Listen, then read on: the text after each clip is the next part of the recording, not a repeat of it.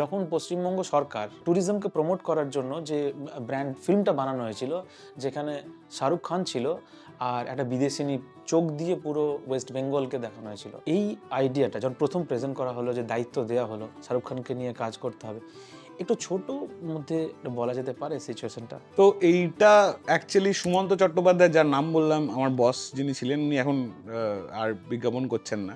উনি বেসিক্যালি এই বিজ্ঞাপনটা ক্র্যাক করেন, মানে এই আইডিয়াটা ক্র্যাক করেন। এটা ওনার আইডিয়া, যে সুইটেস্ট পার্ট অফ ইন্ডিয়া, যেটা আমি ওনার টিমে তখন কাজ করি।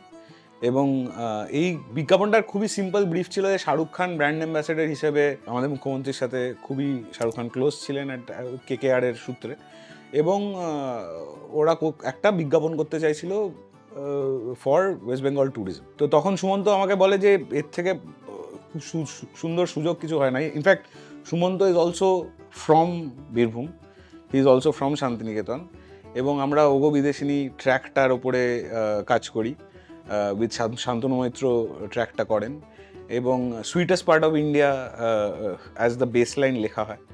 সো কারণ আমাদের মধ্যে যে আতিথেয়তাটা আছে, বাঙালি আতিথেয়তাটা, সেটা is what sets us apart from the rest of the nation. না মানে ধরো কেরালাতে গেলে তুমি একরকম ধরনের লোক পাবে, দিল্লিতে বা নর্থে গেলে তুমি একরকম লোক পাবে, কাশ্মীরে গেলে তুমি একরকম লোক পাবে। বেঙ্গলের লোকেদের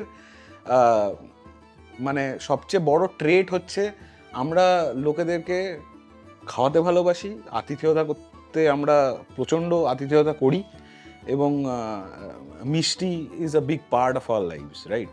তো সেই জন্য sweetest part of India is about the hospitable and the hospitality of Bengal. এবং তুমি যদি দেখো ছবিটার পুরো কনটেক্সটাই সেটা নিয়ে বিল্ড করা, যে একজন বিদেশিনী আসছেন, সে একটা ওয়েডিং অ্যাটেন্ড করছে, এবং সেটা থেকে আলটিমেটলি বিভিন্ন জায়গা ঘুরে ঘুরে কেউ খাওয়াচ্ছে, কেউ দেখাচ্ছে, কেউ ছোট একটা শেলের, বিচের ধারে শেলের একটা নেকলেস বানিয়ে পরিয়ে দিচ্ছে। And that is what is Bengali culture, right? Like আমরা সবাইকে আপন করে নিই, সেটাই আইডিয়াটা ছিল আর কি।